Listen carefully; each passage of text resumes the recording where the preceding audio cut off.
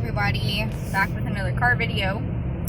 So today I wanted to just kind of like do a very basic outline and go over of the basics of what we really should be doing, in my opinion anyway. Just my opinion for what it's worth, but really just a basic outline of what we need to do to maintain our health mentally, physically, and spiritually in this matrix. And most of what I'm talking about will be physical, but a little bit will be the mental and spiritual, emotional part as well. So first and foremost, I will say, if I had to say the very most important thing, I would say water. I really feel like water is the number one thing that we need to be focusing on when it comes to our basic overall health. So basically just not drinking tap water, making sure you're drinking good filtered water, filter it to the best of your ability. If you can't afford a super high-tech filter, if all you can afford is a very basic filter, then just do the best you can with it, replace it frequently, and just do what you can. You can restructure the water by letting it sit for a period of time.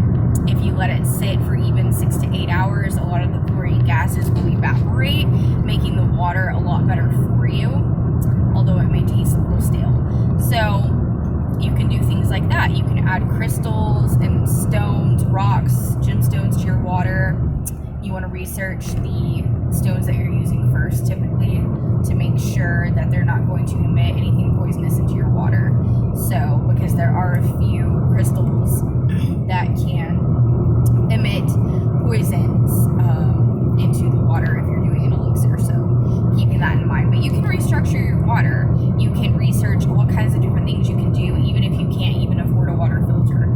So another thing is boiling your water in a stainless steel pot or a glass pot or a non-toxic pot in general, and you can boil it and let it sit, and that can help as well. So there's always something you can do. Whether or not you have money, there's always something you can do. So water, always the number one thing. Secondly, it's going to be the food. So with your food, I always tell people eat as organic as you can. That's not always possible, but just do the best you can. If you can't eat organic, just try really hard to make sure you're choosing foods that are non-GMO and foods that, if it's packaged and prepared, you want to make sure that the ingredient lists do not contain anything artificial. You want to try and limit your preservatives, preferably preservative-free.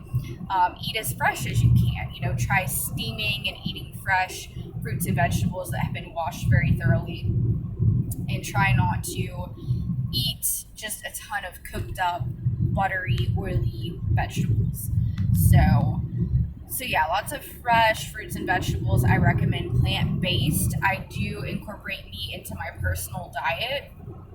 So I do consume meat, and I do consume certain types of animal protein. However, I really do like to make sure that it's sustainably sourced and that I am eating preferably organic meats and organic eggs, and even milk and yogurt and cottage cheese and things of that nature. I do limit my dairy consumption as well as my meat, because with the dairy I am partially lactose intolerant, so I cannot handle a lot of it, but I do feel like it can be beneficial to some people in small amounts, and I feel like we don't need nearly as much dairy as the USDA or whatever tries to tell us we need. So I really try to get most of my protein and most of my nutrients from plant foods in general. So I do feel the animal proteins do serve a purpose, but it's really for you to decide. Your own body will tell you what you need.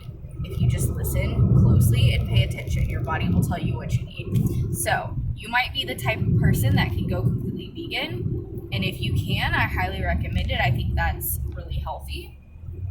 So if you can't, your body might let you go vegetarian. Your body might say, hey, we can go pesky vegetarian and only eat fish, or you can go semi-vegetarian and only eat turkey, chicken, and fish. So basically poultry and fish.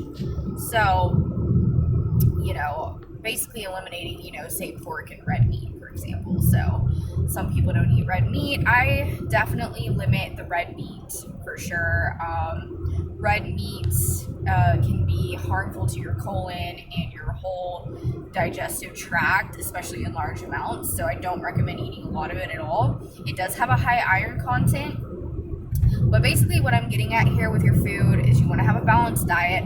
Try to eat as organic and natural as you possibly can. Try to eat as fresh as you can and as nutrient dense as you possibly can, and also being plant-based. So apart from that, the third thing I will say is air quality. So air quality is a huge thing. You want to make sure that you're using a good high quality air filter in your home.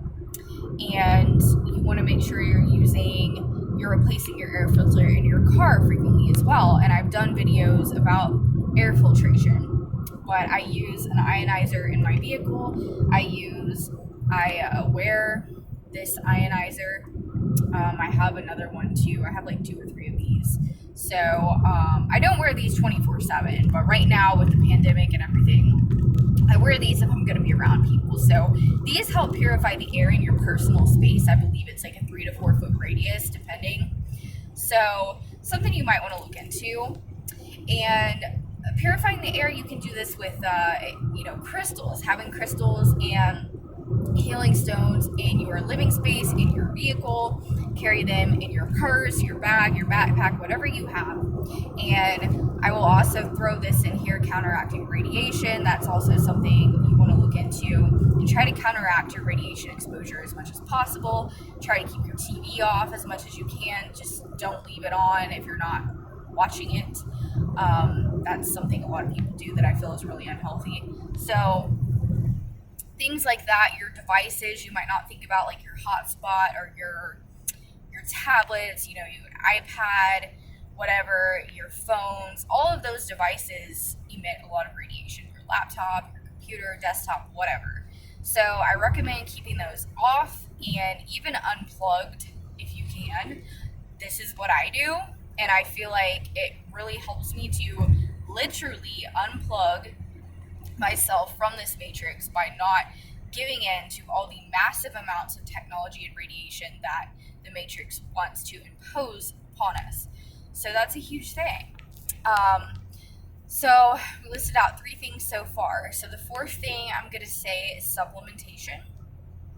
Supplementation, at the very minimum, I recommend taking a probiotic, a multivitamin, and some other kind of supplement that will help you ultimately to whatever goal it is that you have for your personal individual body type. So let's say, for example, you're looking to lose a couple of extra pounds, so maybe you could go ahead and throw in some green tea extract that you could take as a supplement. Let's say you're looking to, maybe you're anemic, so you need to add in some iron, or maybe some extra iron. Let's say you want to, I'm trying to think of a good example here, reduce your inflammation. So you could add in a number of things like chlorella, like spirulina. So you really want to try and add in as many superfoods as you can. And at the bare minimum, you want to take those supplements. Okay, and so let's see what else. You want to make sure you're getting plenty of things like iodine, like magnesium, putting the metals, precious metals back into your system. Right now I'm taking colloidal platinum, but I've taken colloidal silver, colloidal gold in the past. So you want to replenish what your body is losing. You also want to make sure you're maintaining your electrolytes by adding in things like pink Himalayan sea salt or regular sea salt. You can use a little bit of baking soda here and there and things like that. You want to make sure that you are somewhat detoxing every now and then. Our bodies have natural processes that occur in our everyday life that will help you with detoxing. But in the world we live in, I do believe that every now and then we regularly need to implement some gentle detox. We need to instigate some detoxing. So, not saying you should go out and do something crazy. One time I did what is it called? I'm trying to think what it's called. I'm having a brain spasm here. Colon hydrotherapy. So I did that once, and I really felt great after I did it, but it basically flushed out all of my good bacteria. And so what happened was, yes, I felt great and I was very detoxed, but in the same point, I suffered from that because I had a client who was a doctor at the time, and we were discussing this, and he basically told me that the reason I was getting sick so much, which after this happened, after that one session, I literally got sick with like 3 or 4 different things in the following like 6 weeks to follow.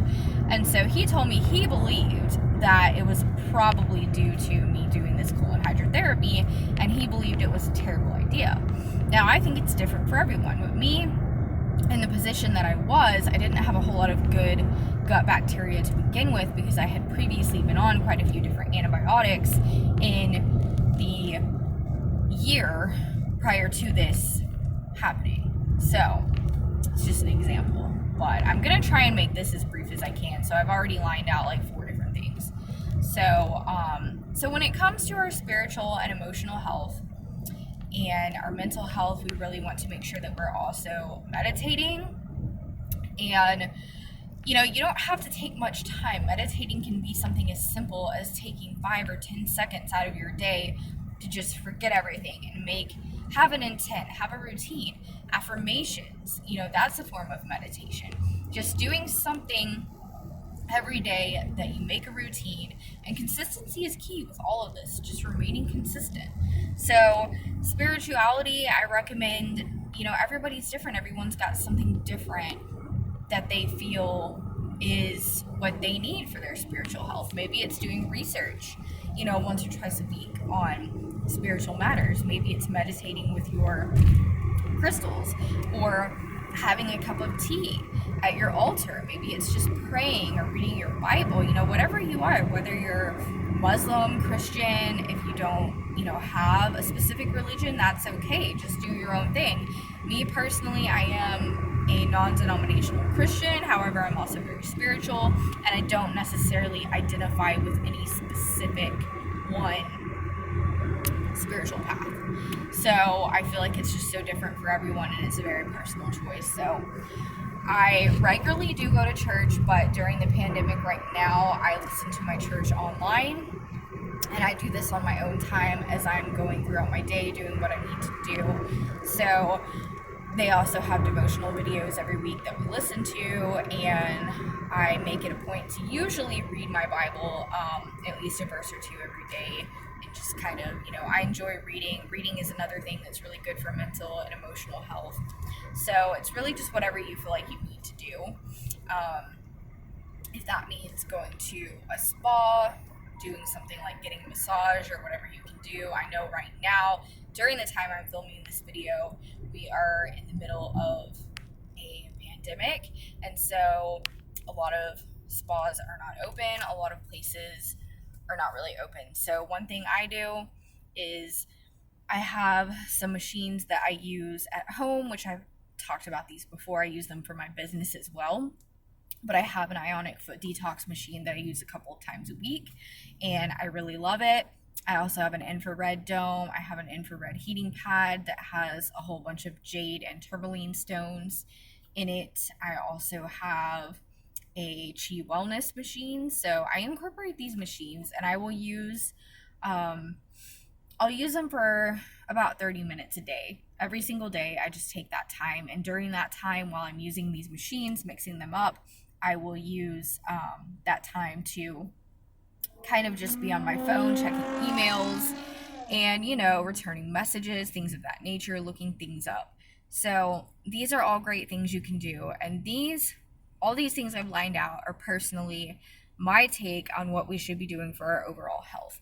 And when it comes to resting your body, I really feel like that is important, but you have to listen to your own body in terms of how much rest you need. You don't want to go by what society tells you, because society tells us that, you need, I think it's like most people say like 8 or 9 hours of sleep per night. Some say 7 to 8, some say 6 to 8. So I really want to point out that it ultimately depends on you.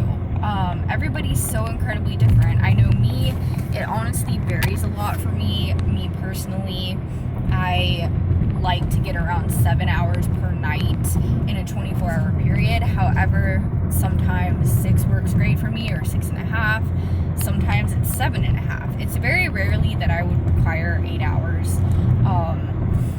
But for me, it's more like 6 to 7. So, but then again, I can also function on 2, 3, or 4 hours if I need to. I mean, I can function on whatever I'm able to get, because life throws curveballs, and there are times, especially as a parent and a mother, when you just don't get that much sleep, if any. So it really just depends on the person. My husband, for example, he only sleeps about 3 to 4 hours per night, like literally regularly, and he does perfectly fine. And I've known many people that sleep 4 or 5 hours a night. They do perfectly fine. I think I actually read once that Martha Stewart sleeps only about 4 hours a night, and there was someone else that did the same thing. I can't remember who it was, some celebrity. But yeah, you have to listen to your own body, Don't try to tell yourself, oh, I have to have 8 hours of sleep a night, when you don't really gauge it. And there's also something that's called biohacking, which is where you can take however much sleep you think you need, and you can actually condense it and put yourself into a deeper sleep and get less sleep and more bang for your buck, because you are sleeping harder and deeper for a shorter amount of time. And so that's a little bit more of how I am.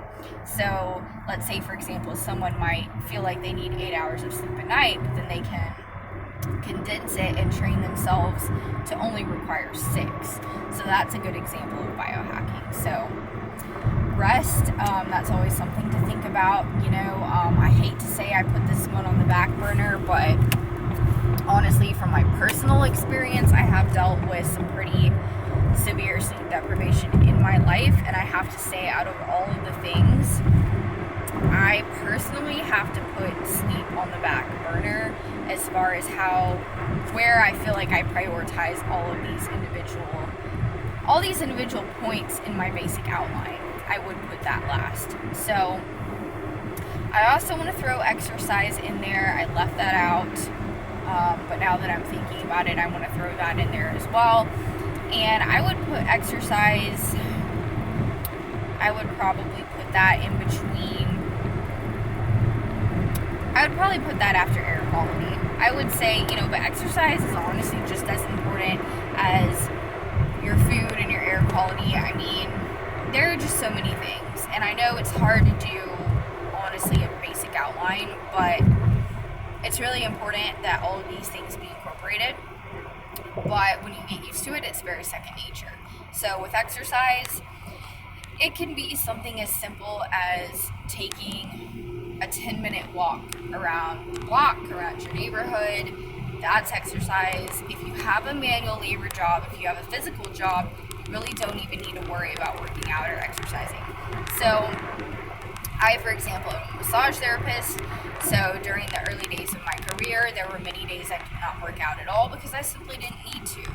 So you also don't want to over-exercise, because people that run marathons, for example, I'm not a big fan of running. I'm pretty sure I've said this before, but I feel like the motion of running, I feel like it takes a very hard toll on the body. It also causes you to profusely sweat, and a lot of your electrolytes will come out, depleting your body of what it needs. And I feel like that's why sometimes you hear about people just randomly dropping dead after they've run a marathon or a half marathon, and I really feel that this is why. So this is just my opinion for what it's worth, like I said before in the video, but I really do feel like light exercise is better.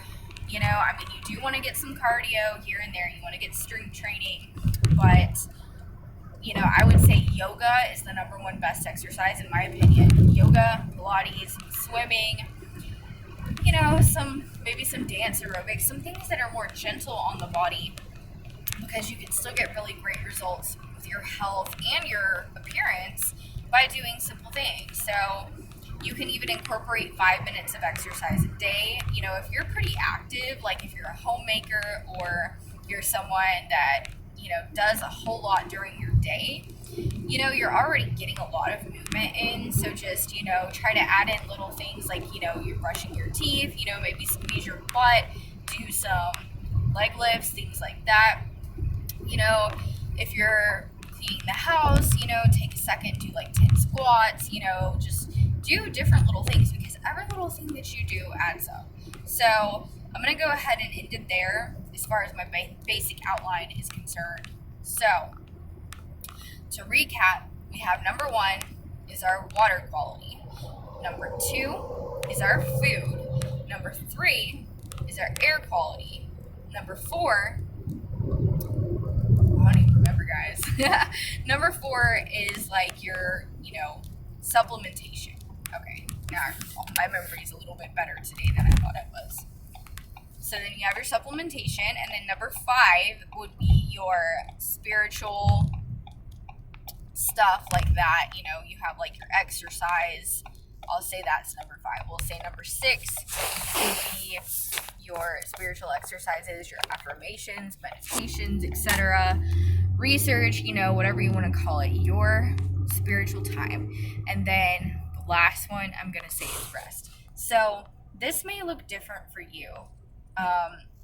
The order in which I've named off all of these things might look completely different for you, and that's totally okay.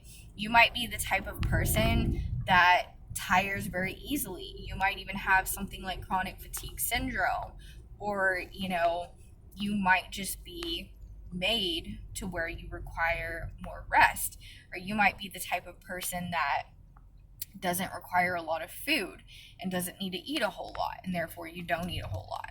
So you might be someone who, you know, has really, really good lung quality and you don't have to worry as much about your air filtration.